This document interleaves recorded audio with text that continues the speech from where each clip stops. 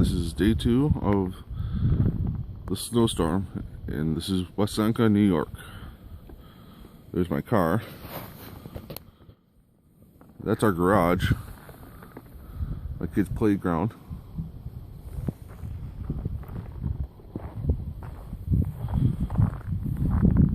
My neighbor's house.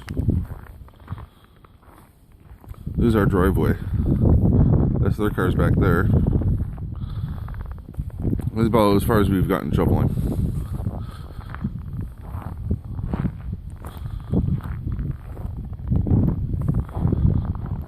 You see the mailboxes up there. That little bump right there in the middle. Looks like we've had a little bit of a plow come by, but not much.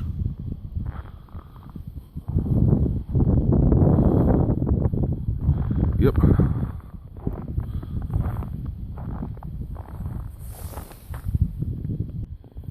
And this is off my front porch. There's the road.